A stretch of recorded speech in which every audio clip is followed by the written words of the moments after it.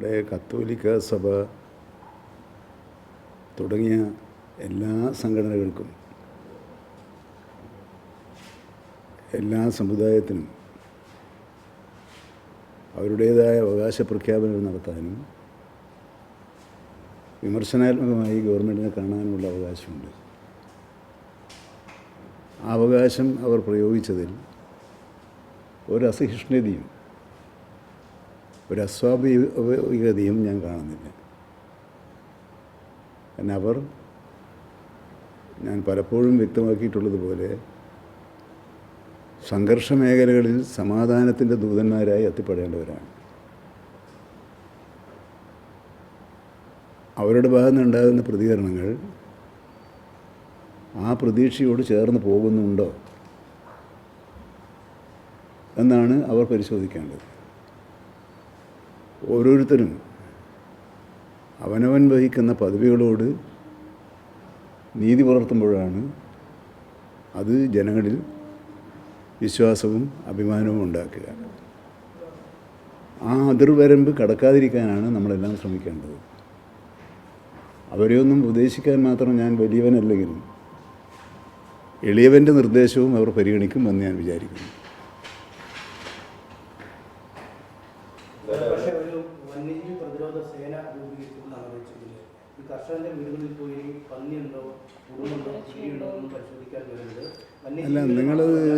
അല്ല നിങ്ങളും അതിൽ മാത്രമായിട്ട് അദ്ദേഹത്തിന് ആ സംരക്ഷണ റാലിയുടെ പ്രധാന ഉദ്ദേശം എന്താണ്?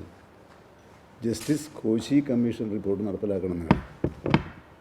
ആ കൂട്ടത്തിൽ കർഷക സമൂഹം നേരിടുന്ന പ്രശ്നങ്ങളും അവർ ഉന്നയിച്ചു എന്ന് മാത്രമേ ഉള്ളൂ. അത് സ്വാഭാവികം മാത്രമാണ്. അല്ല, പക്ഷെ പറയുന്നു ഇനിയിപ്പം ഒരു വനപാലകരും നാട്ടിലേക്ക് മൃഗമിറങ്ങുന്നതെന്ന് പരിശോധിക്കാൻ വരേണ്ടതില്ല, വന്യജീവികളെ വനപാലകരെ ഞങ്ങൾ നേരിടുമെന്നാണ് പറയുന്നത്. അതെ, അതിൽ ഞാൻ പറഞ്ഞത് അതൊക്കെ അങ്ങനെയുള്ള പ്രകോപനപരമായ നിലപാടുകൾ അവർ വഹിക്കുന്ന പദവികളോട് ചേരുന്നതാണെന്ന് അവരാലോചിക്കുക. ഓരോരുത്തരും വഹിക്കുന്ന പദവികളോട് നീതി പുലർത്തി സംസാരിക്കുമ്പോഴാണ് അത് അർത്ഥവത്താവുക.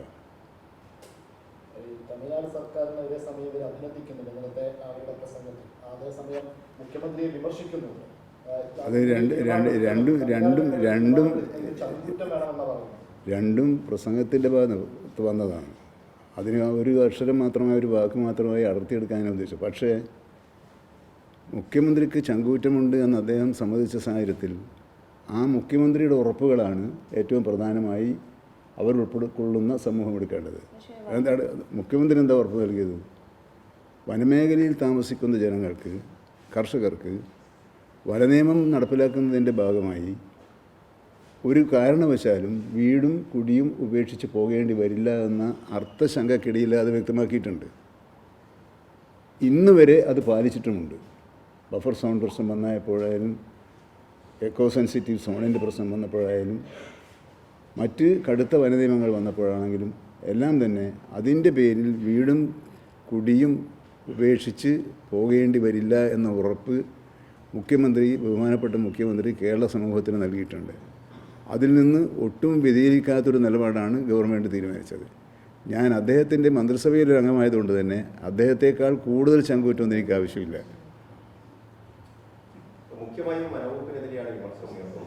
അല്ല, അതാണ് ജസ്റ്റിസ്, പ്ലീസ്, അവിടെയാണ് പ്രശ്നം. ജസ്റ്റിസ് കോശി കമ്മീഷൻ റിപ്പോർട്ട് പ്രസിദ്ധീകരിക്കുക എന്ന് പറഞ്ഞുകൊണ്ട് ആവശ്യപ്പെടുന്ന പ്രക്ഷോഭത്തെ വഴിതിരിച്ച് വിടുന്നതിൻ്റെ ഒരർത്ഥം അത് അവരാണ് ആലോചിക്കേണ്ടത്. അപ്പോൾ ജസ്റ്റിസ് ആ കമ്മീഷൻ റിപ്പോർട്ടും അതിൻ്റെ നടപ്പിലെ ശുപാർശയും പ്രശ്നമല്ലേ? അല്ല, നിരവധി ആവശ്യങ്ങളുണ്ട്. പക്ഷേ ഫോക്കസ് ചെയ്യുന്നത്, ഇപ്പം നിങ്ങളും ഫോക്കസ് ചെയ്യുന്നത് എന്തിനാ? അവരുടെ മെയിൻ ഡിമാൻഡ് എന്താണ്? ജസ്റ്റിസ് കോശി കമ്മീഷൻ റിപ്പോർട്ടിൻ്റെ ശുപാർശകൾ പ്രസിദ്ധീകരിക്കണം, നടപ്പിലാക്കണം. എന്തുകൊണ്ടത് പിടിച്ചു വെക്കുന്നു എന്നാണ്. അതിൻ്റെ കൂടെ ഒരു സമരമല്ലേ, കുറേ ആവശ്യങ്ങളുണ്ടാകും. ആ കുറേ ആവശ്യങ്ങളിൽ ഒന്ന് വനം വകുപ്പുമായിട്ട് ബന്ധപ്പെട്ടതാണ്. അല്ലല്ല, അതൊക്കെ നിങ്ങളത് വായിക്കാനാണ്. അവർ പറഞ്ഞിരിക്കുന്നത് ഇതുപോലുള്ള ക്രൈസ്തവ സമൂഹത്തിൻ്റെ, കർഷക സമൂഹത്തിൻ്റെ ആവശ്യങ്ങൾ നിർവഹിക്കുന്നതിൽ രാഷ്ട്രീയ പാർട്ടികൾ, ഭരണകൂടങ്ങൾ പരാജയപ്പെടുമ്പോൾ രാഷ്ട്രീയ പാർട്ടി, അങ്ങനെ ഒരുപാട് രാഷ്ട്രീയ പാർട്ടികൾ ഇവിടെ ഉണ്ടാകുന്നില്ല. വനംവകുപ്പിന്റെ ഭാഗത്ത് ഇനി അനുകൂലമായ ഒരു സമീപനം ഉണ്ടായിട്ടില്ലെങ്കിൽ ഒരു രാഷ്ട്രീയ പാർട്ടി എന്നതിലേക്ക് കാഴ്ച അതാണ് നിങ്ങൾ ശ്രദ്ധിക്കുന്നത്. വനം വകുപ്പിൻ്റെ മാത്രം പ്രശ്നമായിട്ട് എന്തുകൊണ്ട് ഫോക്കസ് ചെയ്യപ്പെടുന്നു എന്നാണ് ഞാനും ചോദിക്കുന്നത്. ജസ്റ്റിസ് കോശി കമ്മീഷൻ റിപ്പോർട്ട് വനം വകുപ്പിൻ്റെ ഏതെങ്കിലും പ്രശ്നം പരിഹരിക്കാൻ വേണ്ടി ഉണ്ടാക്കിയതല്ല. എന്നാൽ അതിൽ വിശാലാർത്ഥത്തിൽ കർഷക സമൂഹത്തിൻ്റെ പ്രശ്നങ്ങളൊക്കെ അതിൽ വരും. അതിന് ഊന്നൽ നൽകുന്നതിന് പകരം എന്തിനാണ് ഇത്തരത്തിൽ മാധ്യമങ്ങളും പ്രാസംഗികരും ആ രൂപത്തിൽ പ്രതികരിക്കുന്നത് എന്ന് എനിക്ക് മനസ്സിലായില്ല. എങ്കിലും അവർക്ക് പ്രതികരിക്കാമല്ലോ. ആ കാര്യത്തിൽ കേരളത്തിൻ്റെ മുഖ്യമന്ത്രിയെ വിശ്വാസമുണ്ടെങ്കിൽ ഉണ്ടെന്നവർ പറയുന്നു. ശങ്കുറ്റമുള്ള മുഖ്യമന്ത്രിയാണെന്ന് അവർ പറയുന്നു. അങ്ങനെ പറയുന്നുണ്ടെങ്കിൽ അത് ആത്മാർത്ഥമായിട്ടാണെങ്കിൽ, അല്ലെങ്കിൽ ഒന്നും ആത്മാർത്ഥമായിട്ടല്ല, പ്രസംഗത്തിന് വേണ്ടി പ്രസംഗിക്കുന്നതാണ്.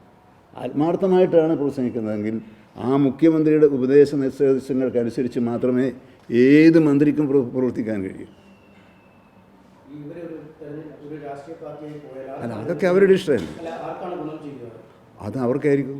അതുകൊണ്ടല്ലേ അവരുണ്ടാക്കാൻ പോകുന്നത്. നിരവധി പ്രശ്നങ്ങൾ വന്നപ്പോഴും വനമന്ത്രി കൂടെ നിന്നില്ല, ആന്തരികമായി വനമന്ത്രിക്ക് കണ്ടില്ല എന്നൊക്കെയാണ് ഇത്തരത്തിൽ അല്ല, അതൊക്കെ പ്രസംഗ ഭാഷയില്ല. കർഷകരുടെ പ്രശ്നം, ഇവരുടെ പ്രശ്നം പരിഹരിക്കുന്നില്ല. അങ്ങനെയെങ്കിൽ ഇത് പുതിയ രാഷ്ട്രീയ അല്ല, അവരുടെ പ്രശ്നം കാട്ടുപന്നികളെ വെടിവെച്ച് കൊല്ലലാണോ അല്ല തിന്നലാണോ?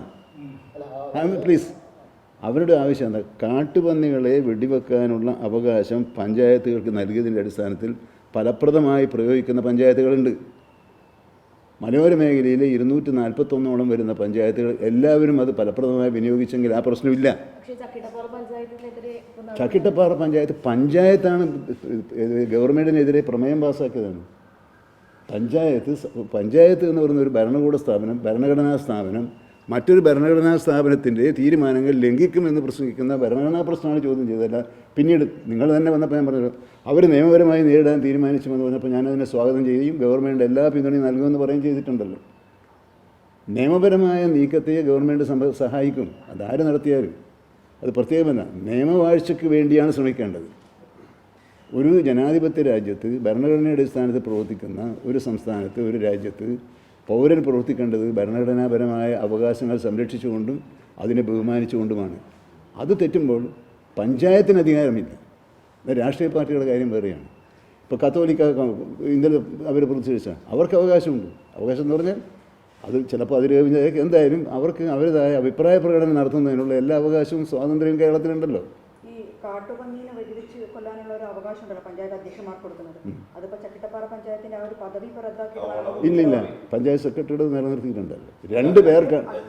അല്ല, അത് കാരണം പഞ്ചായത്ത് സെക്രട്ടറി എന്തുകൊണ്ടാണ് ഒബ്ജക്ഷൻ എഴുതി വെച്ചത്? നിയമപരമായി അങ്ങനെ പാടില്ല, അത്രയേ ഉള്ളൂ.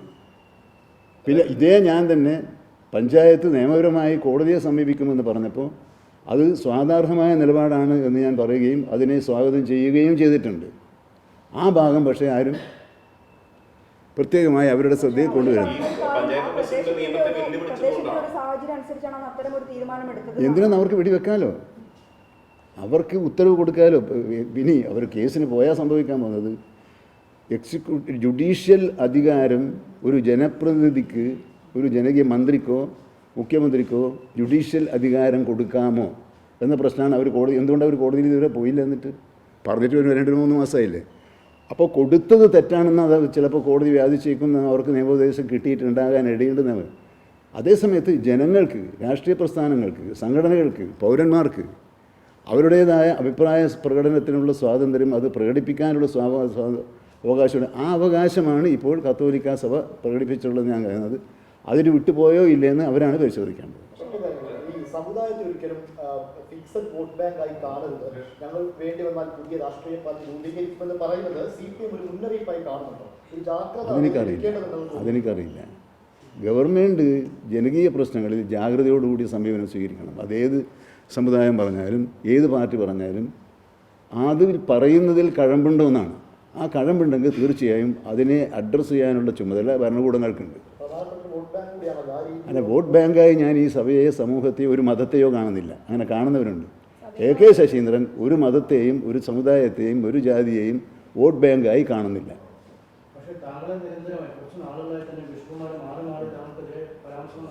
അതെന്നോടുള്ള ഇഷ്ടക്കൂടുതലുണ്ട്, ഇഷ്ടക്കൂടുതലുണ്ടാണ്. അവരങ്ങനെ പറഞ്ഞിട്ടില്ല. മന്ത്രി ഉറങ്ങുകയെന്നല്ലേ പറഞ്ഞിട്ടുള്ളൂ. ശരി, അപ്പോൾ പിന്നെ കാണാൻ കഴിയില്ലല്ലോ. നീക്കം ചെയ്തത് ജനാധിപത്യ വിരുദ്ധം ആണെന്നാണ് പഞ്ചായത്ത് പ്രസിഡന്റ്. അത് എൻ്റെ അധികാരം ഞാൻ അദ്ദേഹത്തെ ഏൽപ്പിച്ചതാണ്. എൻ്റെ മീൻസ് ഒരു എയുടെ അധികാരം. ആ അധികാരം അദ്ദേഹം നിയമവിരുദ്ധമായി പ്രയോഗിക്കുമ്പോൾ കൊടുത്താൽ അത് പിൻവലിക്കാനുള്ള അവകാശത്തെ ജനാധിപത്യ അവകാശവും ഭരണഘടനാപരമായ അധികാരവുമാണ്. അദ്ദേഹം പറഞ്ഞു എന്നുള്ളതുകൊണ്ട് ശരിയാണെന്നില്ലല്ലോ. അല്ല, ഞാൻ വീണ്ടും ചോദിക്കുന്നു, എന്തുകൊണ്ട് കോടതിയിൽ പോകും എന്ന് പറഞ്ഞ ചക്കിട്ടപ്പാറ പഞ്ചായത്ത് കോടതിയിൽ പോയില്ലല്ലോ? ഞാനത് സ്വാഗതം ചെയ്തല്ലേ, പോകണം. പോയാൽ ഗവൺമെൻറ് അവരുടെ പക്ഷത്താണ്. കാരണം അവർക്ക് എന്താണ് അധികാരം കൊണ്ട് കൊടുത്തോട്ടെ. കാരണം ഇവിടെ നമ്മൾ കൊടുക്കുന്നതും കൊടുക്കാതിരിക്കുന്നതും കേരളം പാസ്സാക്കിയ ഒരു നിയമത്തിൻ്റെ അടിസ്ഥാനത്തിലല്ല. കേരളം പാസ്സാക്കിയ ഏതെങ്കിലും ഒരു നിയമമാണെങ്കിൽ ആ നിയമം മാറ്റാൻ നമുക്ക് അധികാരമുണ്ട്. പക്ഷേ നമുക്കധികാരമില്ലാത്ത, ഇപ്പോഴും എന്താണ്, കേന്ദ്രത്തിൻ്റെ നിയമങ്ങൾ ഇതിന് തടസ്സമായി നിൽക്കുന്നുണ്ട് എന്ന കാര്യത്തിൽ ഒരു ഉത്കണ്ഠ രേഖപ്പെടുത്തിയതായി ആ പ്രസംഗത്തിലുടനീളം നിങ്ങൾ കേട്ടിട്ടുണ്ടോ? അവിടെയാണ് ചില ദുരൂഹതകളുണ്ട് എന്ന് ചില രാഷ്ട്രീയ വൃത്തങ്ങൾ പറയുന്നത്. കാരണം ആര്? കേന്ദ്ര സർക്കാരിനൊന്നും പറഞ്ഞു വഖഫ് നിയമവുമായി ബന്ധപ്പെട്ടൊക്കെ പൂർണ്ണ പിന്തുണയാണ് സഭ വാഗ്ദാനം ചെയ്തിട്ടുള്ളത്. ഈ വനം നിയമവുമായി ബന്ധപ്പെട്ട കേന്ദ്ര കാര്യങ്ങളെപ്പറ്റി ഒരു അക്ഷരം ഉണ്ടെന്നില്ല. സംസ്ഥാന സർക്കാർ അല്ല, അദ്ദേഹം ഞാനും അതന്നെ ചോദിക്കുന്നത്, എന്തുകൊണ്ട് മൗനം പാലിക്കുന്നു എന്നത് ദുരൂഹമാണ്. അല്ല, സംശയം എന്തുകൊണ്ടാണെന്ന് എനിക്ക് മനസ്സിലാകുന്നില്ല. അത്ഭുതകരമാണത്. അപ്പോൾ സംസ്ഥാനത്തിനെതിരെ മാത്രം പ്രതികരിക്കുന്നു എന്നുള്ളൊരു അങ്ങനെയല്ല, അത് ഒരു വികാരപരമായ സമീപനമാണ്. അത് സമീപനം മന്ത്രിക്ക് പിന്നെ വികാരപരമായ സമീപനം കേൾക്കുന്നതുകൊണ്ടാണല്ലോ അത്. ഇപ്പം ബില്ലൊരു പിൻവലിച്ചൊരു കാര്യം പറഞ്ഞു, ജനങ്ങളുടെ ഭാഗത്തു നിന്നുള്ള എതിർപ്പുകൾ പരിഗണിക്കാതെ ഒരു നിയമനിർമ്മാണവുമായി മുന്നോട്ട് പോകാൻ പാടില്ല എന്ന് തീരുമാനിച്ചൊരു ഗവൺമെൻറ്റാണ്. അതിന് നേതൃത്വം നൽകിയ ആളാണ് കേരളത്തിലെ മുഖ്യമന്ത്രി പിണറായി വിജയൻ. അപ്പോൾ ജനങ്ങളോടൊപ്പം നിൽക്കുന്ന കാര്യത്തിൽ ആശങ്കയുണ്ടെങ്കിൽ ആ ആശങ്ക പരിഹരിച്ചല്ലാതെ പോവുകയില്ല എന്നുള്ളതുകൊണ്ടാണ് തൽക്കാലം ആ ബില്ലുമായി മുമ്പോട്ട് കൊണ്ടുപോകാൻ തീരുമാനിച്ചത്. അവർ ഈ ഒരു സമ്മേളനത്തിൽ പറഞ്ഞൊരു കാര്യം, ഈ നാട്ടിലിറങ്ങുന്ന കാട്ടുപന്നികളായി കാണില്ല, കൊല്ലാൻ പറഞ്ഞിട്ടില്ലേ? യഥേഷ്ടം ചെയ്യുന്നു. അത് കൊല്ലാൻ അധികാരം കൊടുത്തിട്ടുണ്ടല്ലോ. അതൊരു പുതിയ പ്രഖ്യാപനം. തദ്ദേശ സ്വയംഭരണ സ്ഥാപനങ്ങൾക്കല്ലേ ഇവർ പറയുന്നത്? അല്ല, അതാണ് അവിടെയാണ് ഞാൻ പറയാം. ജനങ്ങൾ നിയമം കയ്യിലെടുക്കാനുള്ള ആഹ്വാനം എത്രത്തോളം ആശാസ്യമാണെന്ന് അങ്ങനെ പറയുന്നവരാണ്. കാരണം അവർ സമാധാനത്തിൻ്റെയും സൗഹൃദത്തിൻ്റെയും സംഘർഷങ്ങൾ ഒഴിവാക്കാനുള്ള ദൂതുമായി എത്തും എന്ന് പ്രതീക്ഷിക്കുന്ന പദവികളിൽ ഇരിക്കുന്നവരാണ്. അതുകൊണ്ടാണ് ഞാൻ ആദ്യം പറയാം, അത് ഓരോരാളും അവനവൻ വഹിക്കുന്ന പദവികളോട് നീതി പുലർത്തുന്ന വിധത്തിലാണോ എന്ന് ഞാൻ ഉൾപ്പെടെയുള്ളവരാലോചിക്കണം. അല്ല, ആ വിഷയത്തിന് നമ്മളിപ്പോൾ ഇതിൽ കർഷകൻ ആഗ്രഹിക്കുന്നത് പോലെ വന്യജീവി ആക്രമണം തടയണമെങ്കിൽ ദീർഘകാലാടിസ്ഥാനത്തുള്ള പദ്ധതികളും ഹ്രസ്വകാലാടിസ്ഥാനത്തിൽ തൽക്കാലം വന്യജീവികളെ വെടിവെച്ച് കൊല്ലുന്നതിനുള്ള അധികാരവും അവകാശവും സംസ്ഥാനങ്ങൾക്കുണ്ടായിരിക്കണം. അങ്ങനെ സംസ്ഥാനങ്ങൾക്ക് ലഭിച്ചാൽ മാത്രമേ സംസ്ഥാനങ്ങൾക്ക് കർഷകനെ സഹായിക്കുന്ന നിലപാട് സ്വീകരിക്കാൻ പറ്റും. കാരണം കേരളത്തിൽ മറ്റൊരു വകുപ്പിലും ഇല്ലാത്ത വിധം കേന്ദ്ര നിയമങ്ങളാൽ വരിഞ്ഞ് മുറുക്കപ്പെട്ട ഒരു വകുപ്പാണ് വനം വകുപ്പ് എന്ന യാഥാർത്ഥ്യത്തിലേക്ക് ഇനിയെങ്കിലും നമ്മൾ കണ്ണു തുറന്ന് കാണുന്നില്ലെങ്കിൽ വസ്തുതകളായി കണ്ട് സംസാരിക്കുമ്പോഴാണ് നമുക്ക് പരിഹാരം കാണുക. ഇന്ന് വരെ ഏതെങ്കിലും ഒരു സഭയോ ഏതെങ്കിലും ഒരു കർഷക സംഘടനയോ സംസ്ഥാന ഗവൺമെൻറ് കേന്ദ്രത്തിൻ്റെ മുമ്പാകെ അവതരിപ്പിച്ച നിയമഭേദഗതിക്കായുള്ള ആവശ്യത്തോട് നിഷേധാത്മകമായ നിലപാട് സ്വീകരിക്കുന്നതിൽ പ്രതിഷേധിച്ച് ഒരു പന്തംകൊളുത്തി പ്രകടനങ്ങൾ നടത്തിയത് നിങ്ങൾ കണ്ടിട്ടുണ്ടോ? ഇല്ലല്ലോ. അപ്പോൾ പിന്നെ അതെന്തിനാ അങ്ങനെ നമ്മൾ പറയുന്നത്? അത് പക്ഷേ ഞാൻ അതിനെയൊക്കെ കാണുന്നത് അതൊക്കെ ഒരു സ്പോർട്സ്മാൻ സ്പിരിറ്റ് നമ്മൾ എടുക്കുക. കാരണം ജനങ്ങളുടെ പ്രതിഷേധത്തെ വികാരപരമായി കാണാൻ പാടില്ല. അത് നമ്മൾ അതിൻ്റെ അകത്ത് വസ്തുതയുണ്ടോ? അപ്പോൾ പക്വതയോടുകൂടി വസ്തുതകളുണ്ടോ എന്ന് പരിശോധിച്ച് സംസ്ഥാന ഗവൺമെൻറ്റിന് ചെയ്യാൻ കഴിയുന്നത് എന്തൊക്കെയാണ്, ആ കാര്യങ്ങൾ 1, 2, 3 സംസ്ഥാനത്തിന് ചെയ്യാം ഇന്നിന്ന കാര്യങ്ങൾ എന്ന് നിയമപരമായി ചൂണ്ടിക്കാണിക്കാൻ ഇതുവരെ ആർക്കും കഴിഞ്ഞിട്ടില്ല.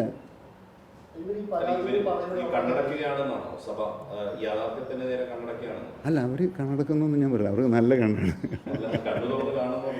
ഒരു കുറ്റപ്പെടുത്തലും വിചാരില്ല. നമ്മൾ വസ്തുതകളായി കാണുക. അതിൻ്റെ അകത്ത് കുറ്റപ്പെടുത്തലിൻ്റെയും സ്നേഹത്തിൻ്റെയും തലോടലിൻ്റെയും പ്രശ്നമൊന്നുമില്ല.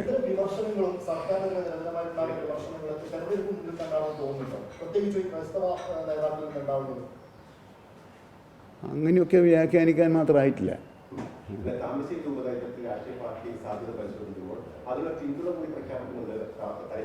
അതെ, അത് ക്രൈസ്തവ സഭയിൽപ്പെട്ടവരല്ലേ അവരെല്ലാം. അവർ പറയുന്നത് ക്രൈസ്തവ സമൂഹം, പ്രത്യേകിച്ചും വനമേഖലയിലെ കർഷകർ അനുഭവിക്കുന്ന ബുദ്ധിമുട്ടിന് പൊതുവെ ഉന്നയിക്കുന്ന ഘട്ടത്തിലും ക്രൈസ്തവ സഭയോടുള്ള ഗവൺമെൻറ്റിൻ്റെ അവഗണനയാണ് പറയുന്നത്. അവിടെയാണ് കോശി കമ്മീഷൻ വരുന്നത്. അപ്പോൾ അത് നമ്മൾ ടെസ്റ്റ് ചെയ്യണ്ട. കോശി കമ്മീഷൻ റിപ്പോർട്ട് വന്നത്, ആ കോശി കമ്മീഷൻ റിപ്പോർട്ടിനെ കുറിച്ച് അഭിപ്രായം പറയേണ്ട ആൾ ഞാനല്ലാത്തതുകൊണ്ട് ഞാൻ അഭിപ്രായം പറയുന്നില്ല എന്ന് മാത്രമേ ഉള്ളൂ. അറിയില്ല, ഞാനത് നോക്കിയിട്ടില്ല. പിന്നെ അത് കണ്ടത് കോശി കമ്മീഷൻ റിപ്പോർട്ടിന് പേരിൽ ഇങ്ങനെ ഒരു പ്രതിഷേധ ജ്വാല മുതലക്കുളം മൈതാനിൽ വരുന്നത് പരിപാടി കണ്ടു എന്നല്ലാതെ. പിന്നെ അതിൽ അടിസ്ഥാനപരമായുള്ള പ്രശ്നം, അത്തരം നടപടികൾ സ്വീകരിക്കാൻ സമൂഹത്തിലെ പൗരന്മാർക്ക് അധികാരമുണ്ട്.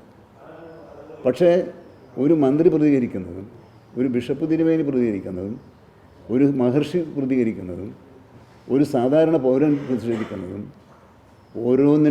ഓരോന്നിൻ്റെതായ ഗൗരവവും അതിൻ്റെ ക്രെഡിബിലിറ്റി സൂക്ഷിക്കുന്ന വിധത്തിലുള്ള പെരുമാറ്റമായിരിക്കണം. എൻ്റെ ഭാഗത്തുനിന്നായാലും ആരുടെ ഭാഗത്തുനിന്നായാലും.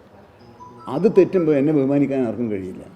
അപ്പോൾ എനിക്ക് കിട്ടിയിരുന്ന മന്ത്രി എന്നുള്ള ബഹുമാനം ഞാൻ മന്ത്രി എന്ന പദവിയുടെ മാന്യത നിലനിർത്തിക്കൊണ്ട് വേണം ഉപയോഗിക്കാൻ. അതിൻ്റെ അന്തസ്സത്ത് ഉയർത്തിപ്പിടിച്ച് വേണം. അപ്പോൾ ഓരോ പൗരനും അവനവൻ വഹിക്കുന്ന പദവിയോടുള്ള അദ്ദേഹത്തിൻ്റെ പ്രതിബദ്ധത തെളിയിക്കത്തക്ക വിധത്തിലായിരിക്കണം. ആ തരത്തിലുള്ള പ്രതികരണമാണോ ഇപ്പോൾ ഉണ്ടായിക്കൊണ്ടിരിക്കുന്നത് എന്ന് ഞാൻ നേരത്തെയും പറഞ്ഞത്. അവരാലോചിക്കുന്നത് സമൂഹത്തിന് നല്ലതാണ്. അത്രയും ഞാൻ പറയുന്നത്. ഓക്കെ.